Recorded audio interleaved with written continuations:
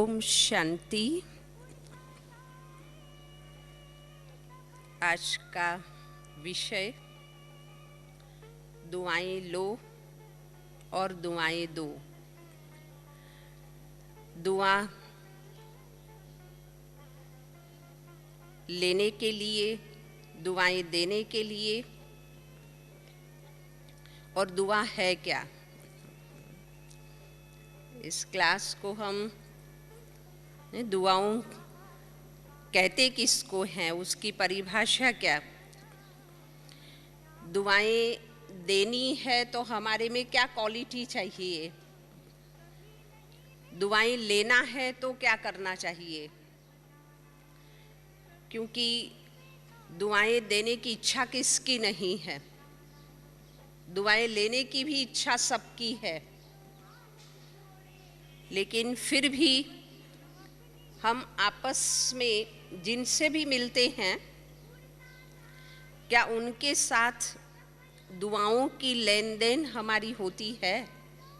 अपने आप से हम पूछे। जब आपस में मिलना होता है तो उसमें लेन देन जरूर होती है, आपले जरूर होती है। कुछ लेते हैं तो कुछ देते हैं।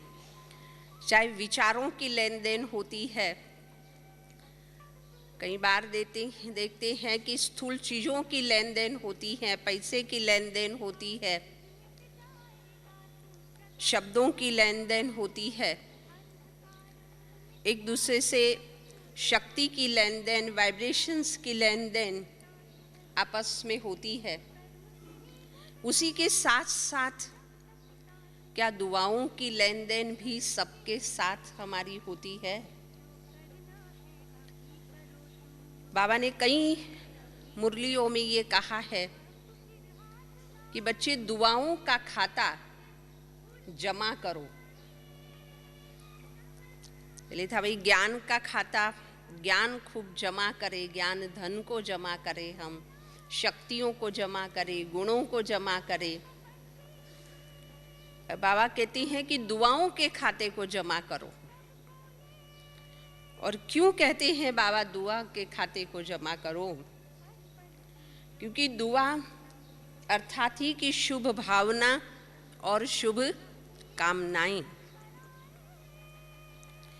और जहाँ पर व्यक्ति का स्वयं का पुरुषार्थ कार्य नहीं करता, वहाँ पर दुआएं काम करती है। और इसीलिए दुआओं का खाता जमा करना बहुत ही जरूरी है। जो चीज पुरुषार्थ से नहीं पाई जाती है वो दुआओं से मिलती है। पुरुषार्थ से पाने में काफी मेहनत भी है और हो सकता है कई बार हमें निष्फलता मिले, उसमें सफलता न भी मिले, संभव है ऐसा। लेकिन दुआएं एक ऐसी चीज है जो सहज ही प्राप्ति कराती है और कम मेहनत में, बहुत कम पुरुषार्थ से प्राप्ति होती है। और इसीलिए आप और हम सब कई बार अपने जीवन में कहते हैं कि मेरे पर ऐसी आपत्ति आई थी लेकिन दुआएं थी जो मैं बच गया। दुआएं थी जिससे आपत्ति का जो स्वरूप है, विघ्न का स्वरूप है, वो बहुत ही छोटा सा हो गया। या आपत्ति आने वाली थी वो आई ही नहीं। ऐसे कई बार हम अनुभव अपने जीवन में करते हैं और हम बोलते भी हैं, कहते भी हैं कि ये दुआओं से हम बच गए। कोई भी कार्य प्रारंभ करना होता है तो भी समझते हैं कि हमारे बड़ों की हमें क्या मिले, दुआएं मिले। कहीं सफर में भी जाते हैं तो भी कहते हैं कि आप सबकी दुआएं के साथ हम यात्रा करेंगे। क्योंकि दुआएं सहयोग देती है, हमें दुआएं मदद करती है। और इसीलिए दुआओं का खाता जमा करना ये बहुत ही ज़रूरी है। और वर्तमान संगम युग पर हम पूरे 84 जन्म की अपनी प्रारब्ध को बना रहे हैं, पूरे 5000 वर्ष के भाग्य को, तकदीर को हम तैयार कर रहे हैं। और उसमें हम सफल हों, हमारा भाग्य सुंदर हो, श्रेष्ठ हो, अच्छा हो, उसी के लिए दुआओं की बहुत ही आवश्यकता है, मदद की ज़रूरत है। और जब बहुत लोगों की शुभ भावनाएं होती है तो सफलता निश्चित रूप से होती है, उसमें शंका को स्थान ही नहीं होता है, डाउट होता ही नहीं है। उतने तक की सफलता का पिक्चर पहले से ही दिखाई देता है। कार्य प्रारंभ करें उसके पूर्व ही पता चलता है कि परिणाम ये होगा, रिजल्ट ये होगा, क्योंकि दुआएं हैं। तो सफलता अवश्य रूप से हमें मिलेगी। इसलिए भी हमें दुआओं का खाता जमा करना ये जरूरी है। और कोई भी चीज की प्राप्ति, दुआएं मिलती तब है जबकि हम दुआएं दें। बाबा ने हमें ये सिखाया है कि जो हमें चाहिए वो पहले दो, तो उसकी प्राप्ति हमें होगी। भक्ति के अंदर भी देखा गया है कि भक्तों के जीवन में जिस चीज की कमी होती है उसका वो दान करते हैं, दान करवाते हैं, कि जिससे वो चीज उससे क्या हो, प्राप्त हो। इसलिए बाबा भी हमें यहाँ कहते हैं कि स्नेह चाहिए तो पहले आप क्या करो, सबको स्नेह दो। सहयोग चाहिए तो सहयोग पहले दो। शुभ भावनाएं चाहिए तो शुभ भावनाएं औरों को भी दो। दुआएं लेनी है तो दुआएं देनी भी होगी। उस पर एक भक्ति की कहानी भी है कि एक बहुत बड़ा राजा था और उसके पास बहुत सारी प्रॉपर्टी थी, और इसीलिए उसने क्या किया कि गोल्ड का, सोने का वो बहुत दान करता रहा अपने जीवन में, गोल्ड का ही वो दान करता रहा। उसको देह छोड़ने के बाद जब वो गया तब उसको न, उसके पास सोने की जो मोहर होती है, सिक्के होते हैं, उसका पूरा ढेर था। तो उसको कहा कि मुझे तो अन्न चाहिए, पानी चाहिए, मकान चाहिए न। तो वहाँ पर कहा गया कि भाई तुमने जो दान किया है ना वो सोने का किया हुआ है, अन्न दान नहीं किया है, पानी का दान नहीं किया है, तुमने गोल्ड का दान किया है तो तुम्हारी प्राप्ति है, अभी तुम्हारे सामने गोल्ड है। भाव ये है कि जो देते हो वो हमें क्या होता है, मिलता है। इसलिए दुआएं हमें लेनी हैं, चाहिए तो दुआएं हमें क्या करनी होगी, देनी होगी। अब दुआएं देने की इच्छा भी है हमारी, लेकिन देने के लिए भी हमारे अंदर कुछ क्वालिटी की, कुछ गुणों की आवश्यकता है। नहीं तो इच्छा होते हुए भी हम दे नहीं पाते हैं। कई बार हम सोचते हैं, बाबा की मुरली पढ़ी आज और बाबा ने कहा कि मधुर बोल होने चाहिए, मीठा बोलना चाहिए, तो इच्छा होती है कि आज सारा दिन मैं क्या करूं, बाबा की श्रीमत अनुसार दिन भर मैं मीठे बोल बोलूं।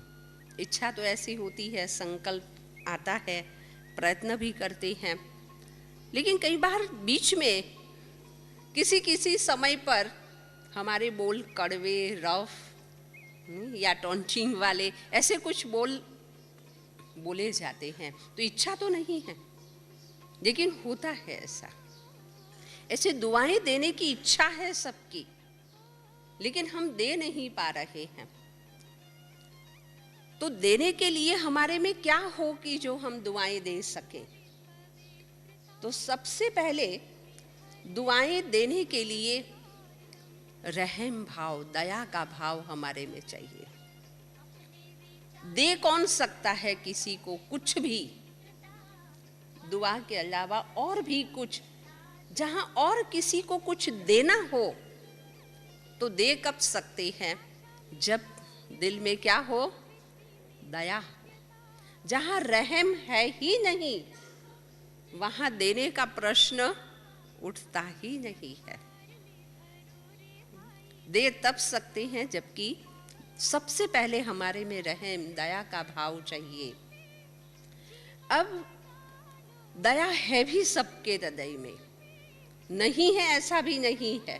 नहीं, यहाँ जितने भी बैठे हैं इस हॉल के अंदर, सभी आत्माओं के अंदर दया उसका निजी गुण है। जैसे शांति हमारा स्वधर्म है, ऐसे दया भी तो धर्म का मूल है।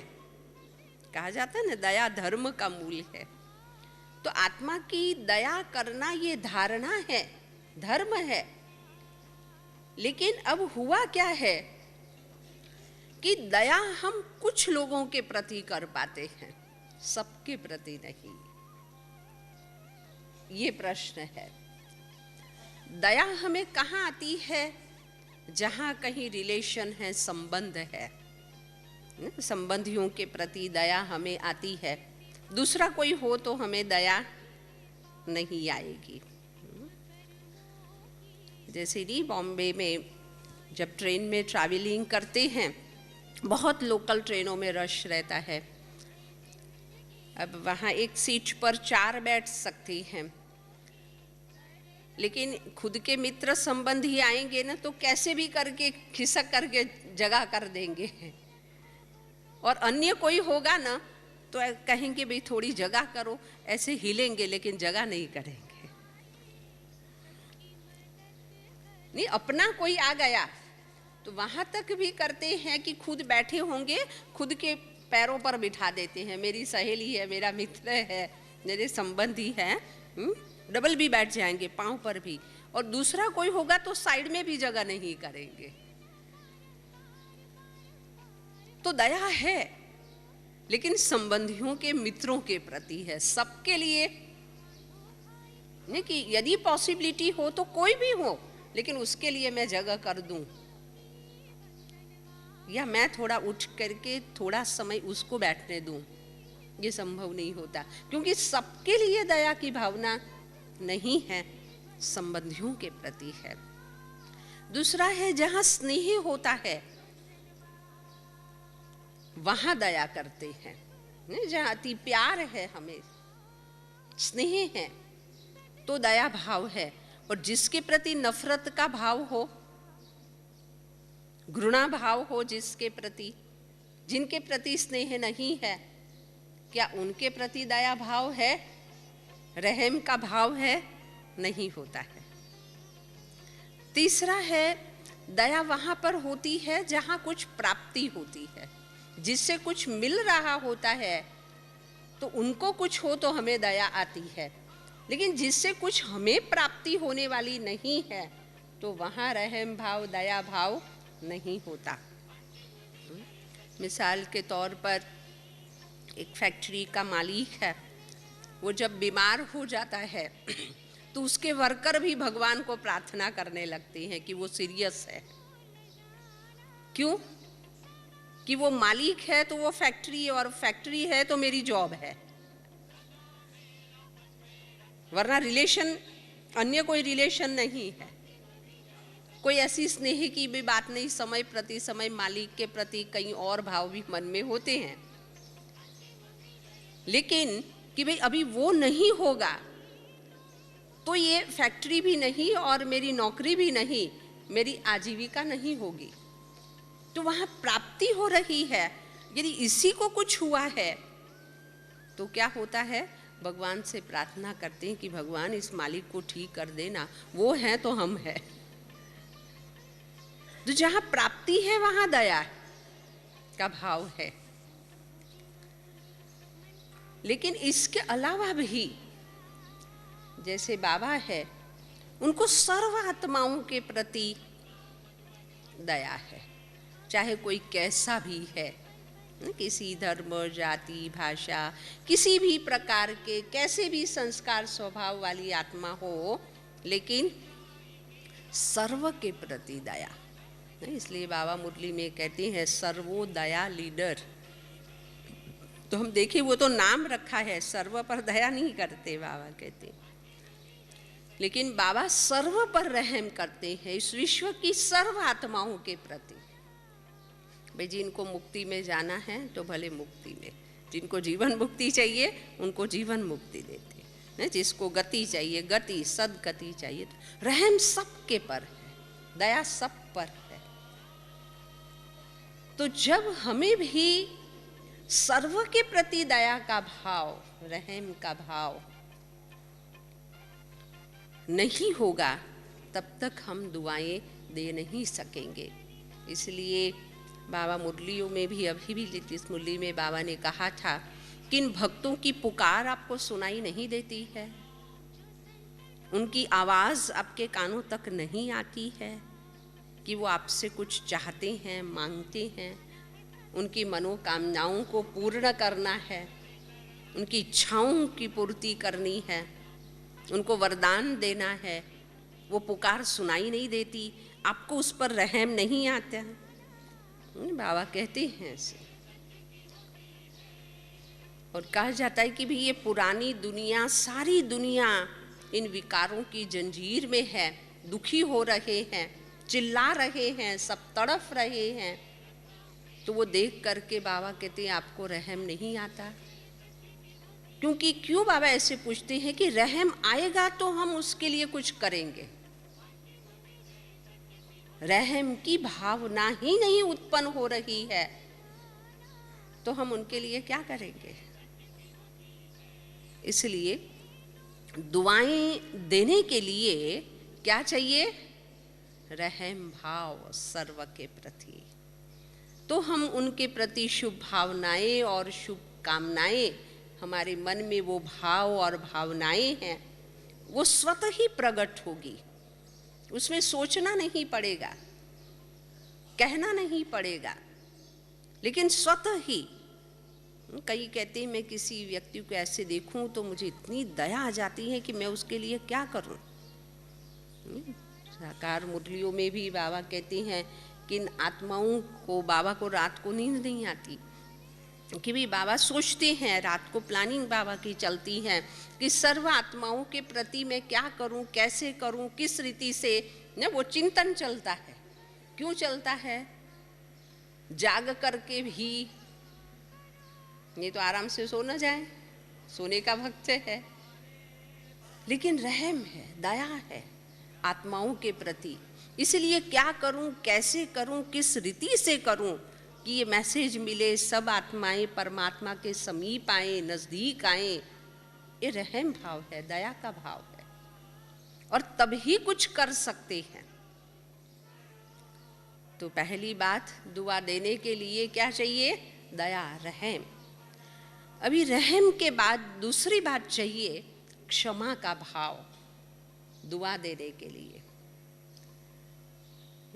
कई बार रहम आता है, लेकिन हमने उसी के प्रति कुछ रहम भाव से किया, लेकिन उस व्यक्ति का व्यवहार हमारे प्रति ठीक नहीं रहा, या उसने कुछ गलती की, तो हम उसको माफ नहीं कर पाते हैं, क्षमा नहीं दे पाते हैं कि मैंने इस पर दया की थी, उसने देखो मेरे साथ क्या किया, आप देखिए, मैं उस पर रहम करता हूं, मैं उस पर दया करता हूं, और वो मेरे साथ क्या करता है।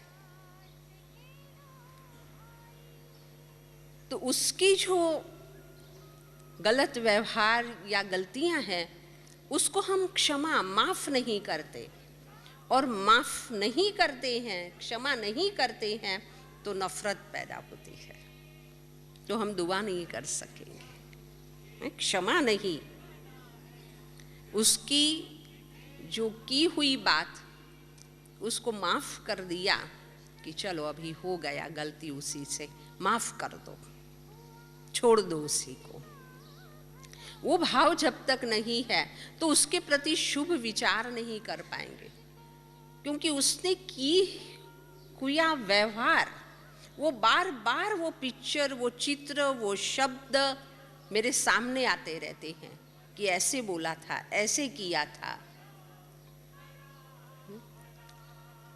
और इसीलिए क्षमा नहीं दे पाते। कई बार क्षमा देने के बाद भी कि चलो भाई उसको क्षमा कर दो, माफ कर दो, अब हो गई ना, वाह कहते बीती सो बीती, गलती हो गई, अब छोड़ दो उसको। अब कई बार क्षमा भी कर देते, क्षमा करने के बाद उसके प्रति शुभ विचार हमारे चलेंगे। जब तक उसने किया हुआ व्यवहार हमारे सामने है तो उसके लिए अच्छे विचार आना मुश्किल है, क्योंकि उसने मेरे साथ ऐसा किया तो मैं भी ऐसा करूंगा, बदले की भावना आती है। और जब तक बदला लेने का मौका न मिले तब तक उसके प्रति अशुभ विचार मन में चलते रहते हैं और इंतजार करते हैं कि कब मुझे मौका मिले, मेरे से ऐसा किया था, अब मैं चांस देख रहा हूं कि ऐसा चांस मुझे मिले कि जो मैं भी उनको लेसन सिखा दूं, पाठ पढ़ा दूं। और प्लानिंग करते हैं कि ऐसा वैसा, ऐसा करूंगा वैसा करूंगा, नहीं, प्रिपरेशन तैयार करती हैं। तो जब तक वो मौका मिले तब तक उस आत्मा के प्रति बद्दुआएं कह दो, अशुभ विचार कह दो, नफरत के विचार मन में चलते ही रहेंगे। तो हम उसको दुआ कैसे देंगे? दे नहीं सकेंगे, क्योंकि अंदर क्षमा नहीं करते हैं, इसलिए बदले की भावना है, तो दुआ नहीं हो सकती है। और इसीलिए बाबा कहते हैं भी क्षमा।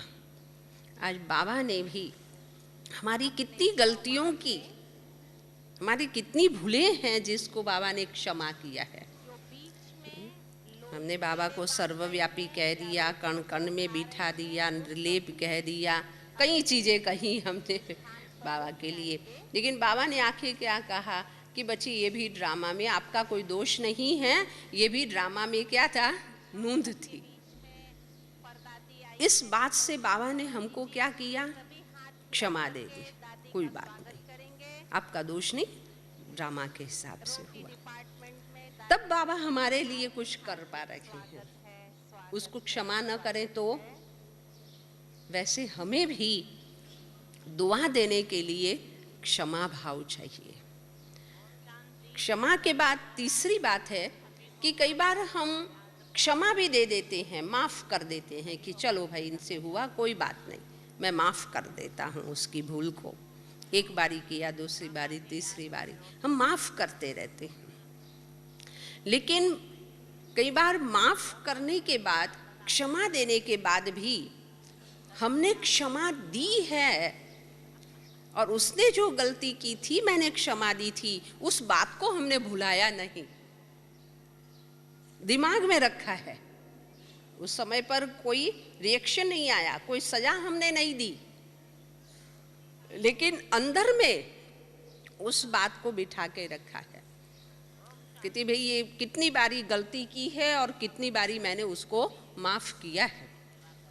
लेकिन मुझे पक्का याद है ये कि किस साल में, किस तारीख को, कितने बजे और किनके सामने उसने क्या किया था, वो आज भी मैं भूला हुआ नहीं हूँ।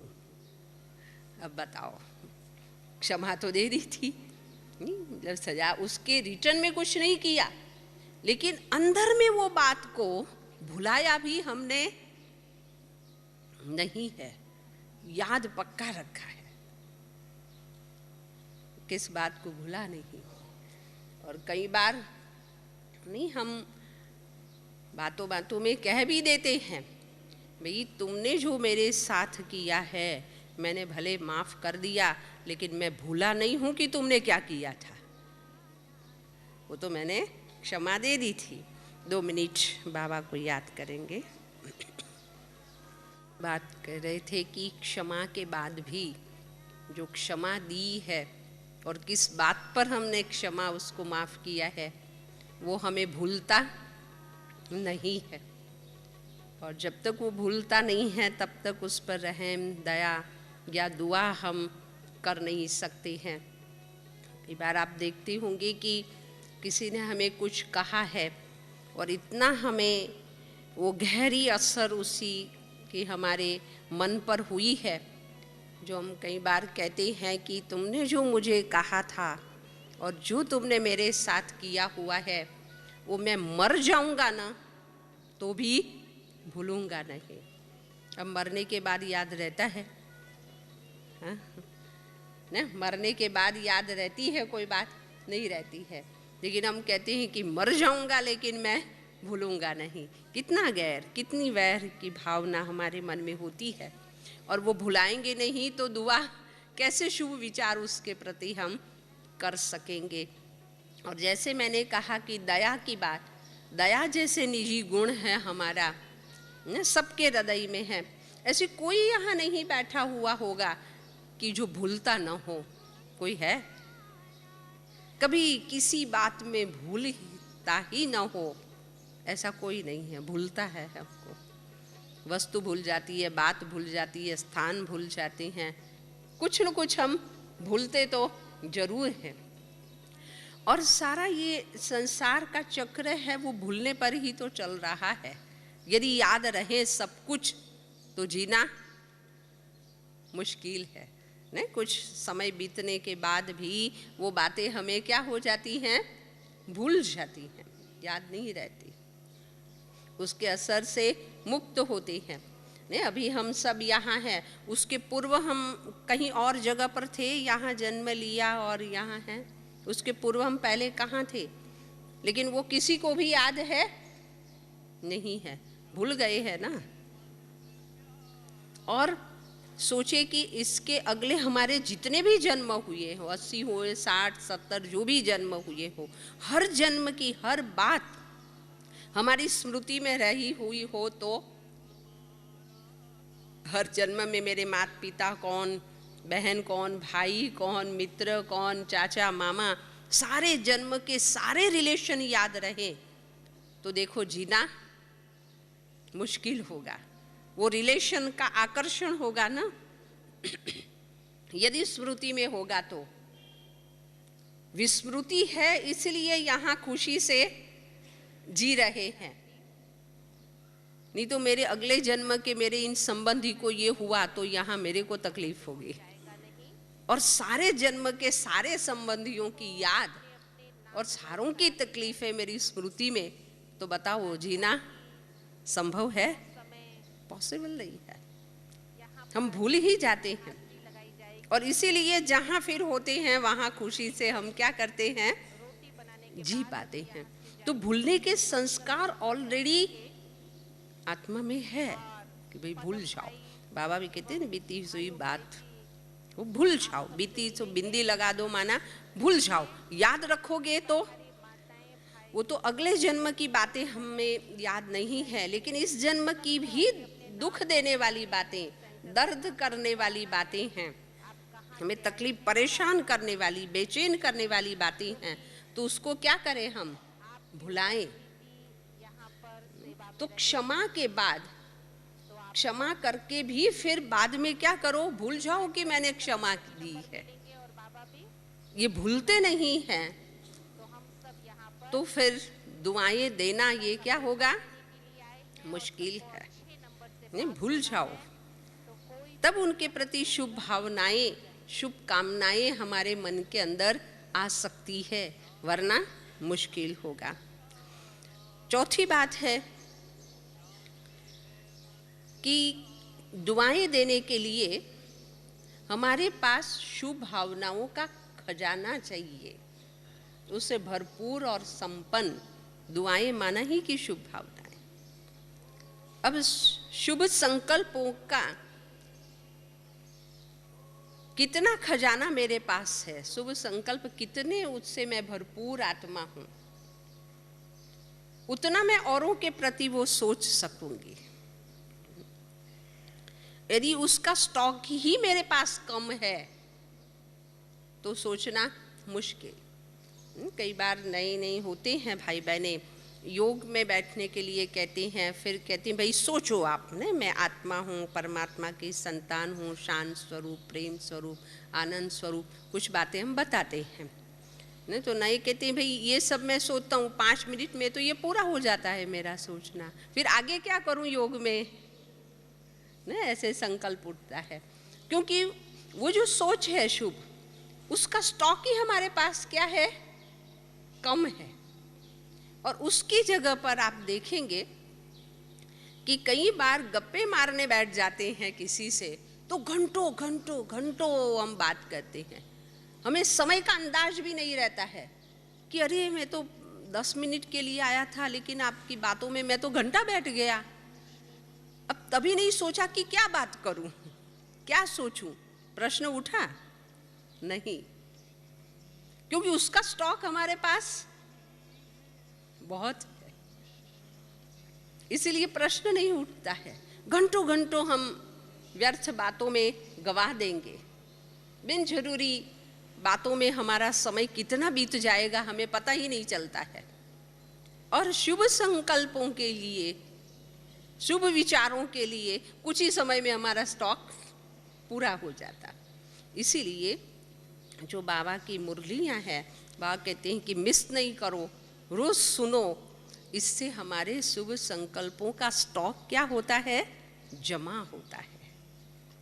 और जितना जमा का खाता होगा उतना आप औरों को दे सकेंगे। खुद के खाते में ही ना हो, मुझे दया तो आई, रहम तो आया कि इनके लिए करूं, लेकिन कहते बैंक में खाते में देखा पैसा तो इतना ही है, कैसे अभी करूं मैं, मुझे देने की तो इच्छा है, मुझे रहम आता है, लेकिन खाते में ही नहीं है तो मैं कहाँ से दे सकूं। जैसे वो धन का खाता है, ऐसे ये शुभ संकल्पों का खाता, ये भी तो हमारा भरपूर चाहिए।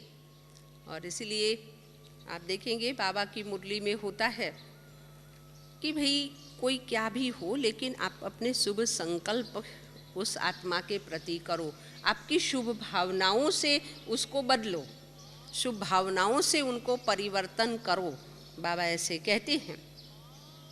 और उसके बाद हम खुद भी, ये भी बाबा ने कहा है, चलो मेरे सामने ये व्यक्ति ऐसी है जो बाबा ने कहा इस तरह की, मैं अभी उसके प्रति शुभ भावना में इनको बदलना चाहती हूँ, उनमें परिवर्तन लाना चाहती हूँ, तो मैं शुभ संकल्प करूँ।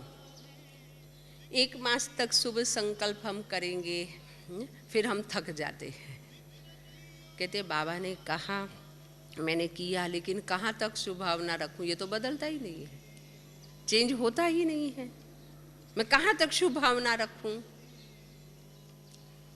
तो उसमें क्या होता है कि जो हम शुभ भावना पहले रख रहे हैं उसमें क्या मिस्टेक हमारी होती है जिससे हमारी वो भावनाएं काम नहीं करती। सबसे पहली बात तो ये है कि भाई बाबा ने कहा है इसलिए मैं कर रहा हूँ, खुद के मन में जागी नहीं है वो भावनाएं, है ना। एक होता है ना कि आपको खुद के मन में आया सेवा का भाव, आप खुद ऑफर करते हो कि मैं ये सेवा करूं, मेरे मन में ऐसी इच्छा हुई है, और एक है कि कहा जाता है और आप करते हो, दोनों में क्या है, अंतर है, दोनों में फर्क है। ऐसे हम भी सोचते हैं कि चलो ये बदले, ऐसा तो है ही नहीं, लेकिन बाबा ने कहा है तो रखे तो सही। अब बाबा ने कहा है इसलिए कर रहे हैं, तो खुद में वो भाव है नहीं, इसलिए भी वो भावना जो कार्यान्वित होती है उसमें इतनी सफलता नहीं मिलती। दूसरी बात ये है कि जिसके अंदर परिवर्तन लाना है हमें, उसमें भी हमें फेथ नहीं, विश्वास नहीं। बाबा ने कहा इसलिए शुभ भावना रखें, लेकिन पहले ही हम सोच लेते हैं कि बाबा ने कहा है इसलिए मैं रखती हूँ शुभ भावना, लेकिन मैं जानती हूँ कि ये बदले ऐसा है नहीं, पहले ही हमने ये पक्का कर लिया है अंदर में। ये बदले ऐसा है नहीं, लेकिन अभी कहा है तो करते हैं। तो पहले ही वो स्टैम्प हमने उस पर लगा दी है कि वो नहीं बदलेगा, और बाद में फिर शुभ भावनाएं हम रखेंगे तो कैसे कार्य करेगी। तीसरी बात कि हम शुभ भावना रखने वाले हैं, हमें अपने आप में फेथ है, अपने आप में हमें विश्वास है। हमें अपने आप में भी विश्वास नहीं कि क्या मेरी शुभ भावनाएं इतनी पावरफुल है, इतनी शक्तिशाली मेरी भावनाएं हैं कि मैं रखूं और वो बदलेगा। उसमें भी शक है, उसमें भी डाउट है मुझे। मेरी भावनाओं में मुझे ही आत्मविश्वास नहीं, मुझे ही कॉन्फिडेंस नहीं है, तो भी वो भावनाएं कैसे कार्य करेगी वहाँ पर। जिसका परिवर्तन उसमें शक, हम करने वाले हमको अपने आप में डाउट, कहा है इसलिए कर रहे हैं। इसलिए ये शुभ भावनाएं हैं ना, कार्य नहीं करती, या इतनी सफलता है उसमें परसेंटेज भी सफलता कम मिलती। उसका कारण ये होता है जिसमें शुभ भावना रखें उसमें पूर्ण विश्वास, बदलेगा ही, बदल के ही रहेगा। बाबा देखिए, आप बाबा की हम मुरली सुनते हैं तो उस कार्य के प्रति बच्चे, ये ड्रामा रिपीट हुआ है, रिपीट हो रहा है, ये तो हुआ पड़ा है, आप सब निमित्त हो, आप निमित्त बन के करो, बाकी कार्य तो क्या है, ड्रामा प्ले अनुसार हुआ पड़ा है। कितना विश्वास, जो कार्य कर रहे हैं वो होके पड़ा हुआ है, सफल हुआ पड़ा है। इसी तरह से जिनमें परिवर्तन हमें लाना है, जिस आत्मा में, वो बदला हुआ देखो। अभी न भी है लेकिन वो बदलेगा तब कैसा होगा, परिवर्तन वाली जीवन उसकी किस प्रकार की है, वो अभी से ही वो पिक्चर को, उस चित्र को आप देखें। और मेरी शुभ भावनाएं जो बाबा ने कही, उस शुभ भावना से बदलेगा ही, नहीं बदलेगा तो कहाँ जाएगा। जैसे बाबा कहती एक ही हड्डी है, कहाँ जाओगे, कितना कॉन्फिडेंस, नहीं बदलेंगे तो कहाँ जाएंगे। ये भावनाएं बदलेगी ही, बदल के ही छोड़ेगी, बदल के ही रहेगी मेरी भावनाएं। ऐसा हमें अपने आप में भी आत्मविश्वास हो, कॉन्फिडेंस हो हमारे विचारों पर। बाबा ने भी क्या किया कि यहाँ पुरुषार्थ कर रहे थे, लेकिन भविष्य कैसा होगा, भविष्य में आप कैसे होंगे, उसका चित्र, फोटो निकलवाया बाबा ने कि हम ऐसे होंगे, ऐसे बनेंगे, बनेंगे ही। अभी से पिक्चर देखो, चित्र देखो। ऐसे जिस भी आत्मा में, जिस स्थान में जो भी परिवर्तन स्व में या दूसरों में, उसके परिवर्तन का पिक्चर, चित्र अभी से देखो। और बार बार वो पिक्चर जब उस व्यक्ति की याद आती है, उसका परिवर्तन सामने हो हमारे, कैसे बन गए हैं, बन रहे हैं, बन ही जाएंगे, बनेंगे तब ऐसे होंगे। तो ये विश्वास, ये फेथ क्या करेगा, परिवर्तन उस शुभ भावना में बल भरेगा। हमारे संकल्प भी उस आत्मा के अंदर शक्ति भरेंगे। बाबा ने कहा कि आने वाले समझो वो परिवर्तन के लिए खुद की शक्ति नहीं है, तो हमारी शक्ति हमने जो बाबा से ली है, उस शक्ति से उनको बदलना होगा। तो शुभ भावनाएं नहीं तो वो शक्ति कहाँ, शुभ भावनाओं में फेथ नहीं तो शक्ति कहाँ से आएगी, कैसे पावर उस शुभ संकल्पों के अंदर होगा कि वो बदले। बाबा ने हमारा परिवर्तन कैसे किया है, बिल्कुल अयोग्य थे हम, लायक नहीं थे, लेकिन मैं हमेशा बाबा की विधि को सामने रखती हूँ कि बाबा ने हम सबको कैसे बदला है, कैसे चेंज किया है। ना व्यक्त बाबा की पधरामनी होती है, पहले बाबा दृष्टि देते हैं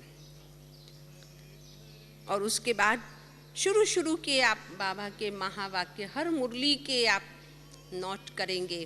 बाबा ने कहा है कि मेरी ये सारी सभा राज ऋषियों की सभा है, होली हंसों की सभा है, डबल ताजधारी की सभा है। पहले वाक्य देखो बाबा के क्या होते हैं। बाबा जब दृष्टि दे रहे हैं उसी समय पर ही बाबा हमारे प्रति वो दृष्टिकोण फिक्स कर देते हैं कि आज मैं बच्चों को किस दृष्टि से देख रहा हूँ। उस बेस पर बाबा फिर हमें शिक्षाएं देते हैं, पहले फिक्स कर लेते हैं कि आज ऋषि के रूप में मैं बच्चों को देख रहा हूँ। वो वही दृष्टि दे रहे होते हैं, उसी नजरों से बाबा देख रहे होते हैं, क्योंकि आप जिसको जिस नजर से देखते हो उसके लिए वही बोल बोलते हो। आपने किस दृष्टिकोण से उस व्यक्ति को देखा, उस आधार पर आपके वचन निकलेंगे, आपके मुख से वो शब्द निकलेंगे। तो बाबा ने दृष्टि वो रखी। अभी तो हम डबल ताजधारी नहीं हैं, डबल लाइट नहीं हैं, भारी भी होते हैं, लेकिन आज भी बाबा जैसा हमको बनाना चाहता है, हमारी संपन्न संपूर्ण जो अवस्था बनाना चाहता है, उस रूप में आज भी बाबा हमें देख रहे हैं। नहीं है तो भी देख रहे हैं। तो दृष्टि से बाबा हमको संपन्न बना रहे हैं, हमारे संपन्नता का चित्र तैयार कर रहे हैं। उसके अलावा शब्दों से तैयार कर रहे हैं संपन्नता का, संपूर्णता का पिक्चर। दृष्टि से, शब्दों से, वरदान भरे बोलों से। भले हमारे में नहीं है वो चीज, फिर भी क्या कर रहे हैं, वरदान दे रहे हैं। एक बारी मैंने इस बात पर भी चिंतन किया कि शुरू में पर्सनल बाबा मिलते थे, तो जो भी मिले तो बाबा उसके लिए वरदानी बोलते थे। आप सदा हर्षित मुख आत्मा हो, आप सदा खुश रहने वाली हो, आप शक्तिशाली आत्मा हो। तो हम इतने खुश हो जाते थे कि अरे बाबा का खुशी तो होती है कि बाबा ने वरदान दिया। लेकिन आप सोचिए, भक्ति में भक्तों ने वरदान उन्हीं चीज का मांगा है जिसमें जिस चीज की क्या होती है, कमी होती है। वरदान वही मांगा जाता है और वरदान में वही दिया जाता है जो उसके पास न हो। मांगना भी और देना उसी का होता है। तो इसीलिए हमें ये समझना है कि बाबा ने मुझे ये वरदान दिया है, अर्थात मुझे उस चीज की आवश्यकता है, मुझे जरूरत है उस चीज की जो वरदान से बाबा कि जो मैं पुरुषार्थ से नहीं अपने आप में कर रही हूं, तो बाबा वरदान द्वारा, वरदान जो मिलता है उसमें प्रयत्न नहीं करना पड़ता है। कहते हैं ना, इसको तो वरदान के रूप में ये मिला है, अर्थात स्व का पुरुषार्थ नहीं है उसमें, भगवान का दिया हुआ वरदान, वरदान से प्राप्ति हो गई, खुद का पुरुषार्थ उसमें नहीं रहा। तो बाबा दृष्टि से, बोल से, वरदानों से आज हम नहीं हैं तो भी बाबा देख करके उसी शब्दों का हमारे प्रति, ऊंचे शब्दों का उच्चारण करके हमको क्या कर रहे हैं, ऊंचा उठा रहे हैं। एक अपना गीत भी है, गिरे हुए को ऊंचा उठाना। तो नीचे गिरे हुए थे, पट में थे, नजरों से ऊंचा उठाया। ऊंची नजर से किसी को देखना माना, कोई मुझे ऊंची नज़र से देखे तो मुझे होता है कि मेरी ऊंचाई को मैं बना के रखूं, क्योंकि उनकी दृष्टि मेरे प्रति ऊंची है। यदि मैं ऐसा नहीं करूंगी तो उनकी दृष्टि क्या रहेगी, उनकी नज़र मेरे प्रति क्या होगी। तो नज़रों से ऊंचा उठाया, ऊंचे बोल से बाबा ने हमको क्या किया, ऊंचा उठाया। वरदानों से बाबा ने ऊंचा उठाया। तो नहीं थे तो भी बना रहे हैं ना। हम कहेंगे अभी है ही नहीं उसमें तो कहाँ से देखूं, हम ये कहेंगे। यदि ऐसा होगा तो दुआएं कैसे देंगे।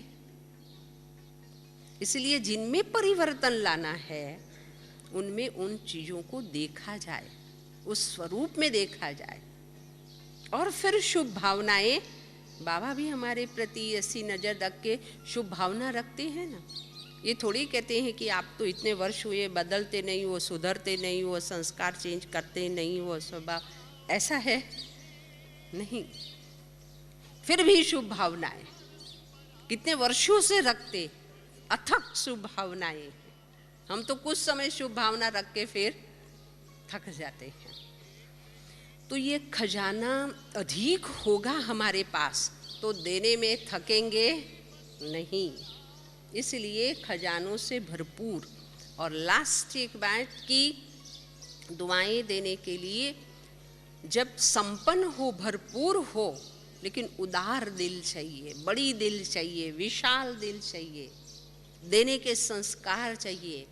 नहीं, कईयों के पास बहुत धन होता है लेकिन हाथ से छूटता ही नहीं है, खाते से निकलता ही नहीं है, दे नहीं पाते हैं किसी को, है सही, खुद भी उसका सुख भोग नहीं पाते हैं और दूसरों को भी उस धन से वो सुख दे नहीं पाते हैं। बात कहते हैं कंजूस, मनहूस, टिंगूस होते हैं कि जो छूटता ही नहीं है।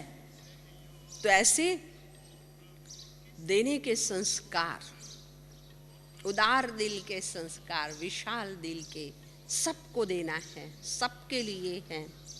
और जितना दाता बन करके हम औरों को देते हैं तो वो दाता हमें देता है।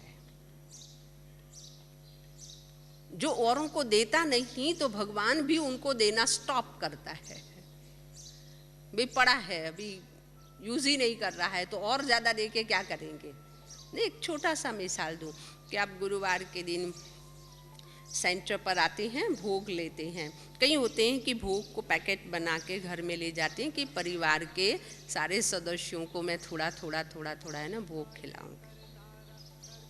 और जब हमें पता चलता है कि भाई ये जो व्यक्ति घर में जाके सबको क्या करता है, थोड़ा थोड़ा भी बांटता है, तो अंदर में आता है इसको ज़्यादा दो, क्योंकि सबको बांटना है ना। जिसको खुद को ही खाना है तो अधिक देने की जरूरत नहीं है, लेकिन सबको दे रहा है वो, तो हमें भी होता है कि हम उन्हें क्या करें, अधिक भोग दें, क्योंकि सबको उनको क्या करना है, देना है। तो जो औरों को देता है तो उनको अधिक क्या होता है, मिलता है। ऐसे हम औरों को ये दुआएं देती हैं तो बाबा की दुआएं क्या होगी, हमें भी मिलेगी। वो दाता उदार दिल, विशाल दिल बन के हम देते हैं तो बाबा भी हमें क्या करेंगे, देंगे। आत्माओं से भी दुआएं चाहिए, परमात्मा की भी दुआएं हमें चाहिए। तो जितना अधिक अन्य आत्माओं के प्रति दुआएं हम देंगे, शुभ भावनाएं हम रखेंगे, तो बाबा की शुभ भावनाएं हमें भी मिलेगी। तो ये हुए हमारे शुभ भावनाएं, दुआएं देने के लिए ये क्वालिटी। जैसे पहले कहा रहम, क्षमा, फिर भूल जाना, खजाने से संपन्न और देने के संस्कार, ये देने के लिए चाहिए। अब है कि देने की विधि भी सही हो ना। दाता दे, लेकिन देने का तरीका सही नहीं हो ना तो कुछ दे के भी हम ले नहीं पाते हैं। मैंने देखा है कि कई बड़े दानवीर होते हैं, चीज वस्तुओं का दान करते हैं, लेकिन उनका तरीका और उनका दृष्टिकोण इतना अहम भरा रहता है कि मैं धनवान हूँ, मैं दाता हूँ, महादानी हूँ, और ये लोग मेरे सामने कुछ नहीं है, तुच्छ, कुछ नहीं है, तुच्छ है। नीचा दृष्टिकोण, अपमानित करके किसी को दान देना, डांट करके दान देना, अपमानित करके दान देंगे तो वो मजबूर है आत्मा, तो आपसे लेगी, लेकिन आपको दुआ देगी। आपने दिया लेकिन उससे ले नहीं पाए, क्यों? देने का तरीका सही नहीं रहा, अभिमान युक्त तरीका रहा। देना तो था, दिया भी सही, लेकिन अभिमान युक्त तरीका रहा, इसलिए देने के बाद भी ले नहीं पाए। नहीं तो आज दान करें तो वो आत्माएं रिस्पेक्ट के साथ, स्नेह के साथ आप किसी को दो तो उसको होगा कि अरे ये देता है, चीज तो देता है लेकिन सम्मान भी देता है। ये व्यक्ति प्यार भी साथ साथ देती है। तो हे भगवान, ऐसे को तो तू जरूर दे। दुआएं निकलेंगी ना, कैसी आत्माओं को तो भगवान तू जरूर दे। तो दे करके कुछ ले भी सके ना, चीज दी तो दुआएं साथ साथ ले भी सके ना। यदि तरीका सही नहीं है तो फिर देने के बाद भी हम ले नहीं पाएंगे। उसके लिए कई बार मैं मिसाल देती हूँ कि बहुत अच्छे प्रकार के व्यंजन अपने भोजन बनाया है, बहुत वैरायटी और बहुत टेस्टी, लेकिन व्यक्ति आया, उसको जब आप पिरोस रहे हो, वो विधि आपकी सही ना हो तो वस्तु बहुत अच्छी, वैरायटी और टेस्टी, लेकिन यही चीज आप ऐसे कहो, लो आप आए थे तो ये बनाना पड़ा मेरे को, खाओ अभी। हाँ?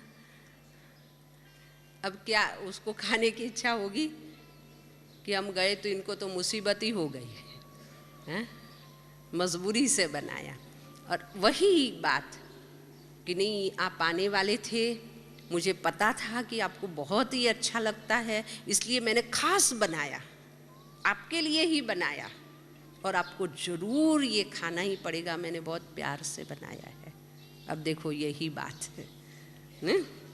तरीका, वस्तु वही होगी लेकिन शब्दों, प्रयोग और देने की विधि प्यार भरी, सम्मान के साथ, स्नेह के साथ होगी। तो उसको होगा, अच्छा मेरे खातिर किया, मेरे लिए आपने तकलीफ उठाई, अंदर से क्या होगी, दुआएं। इसीलिए लेने के तरीके में दुआएं दी, लेकिन लेने के लिए हमारा व्यवहार, हमारे चलन, हमारे शब्द इस तरीके के हों कि वो न चाहते हुए भी उनके दिल से दुआएं क्या हो, निकल जाए।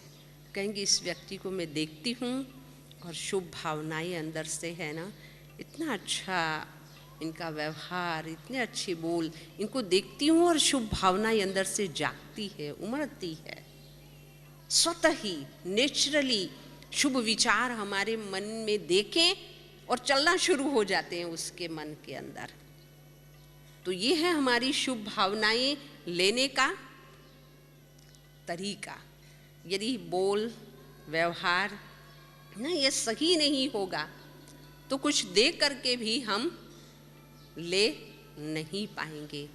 तो ये हैं दुआएं लेने की विधि। और यही लेन देन हम आपस में अभी क्या करें, एक दूसरे से मिले तो एक दूसरे के प्रति शुभ भावनाओं की लेन देन को हम आपस में बढ़ाएं। ओम शांति।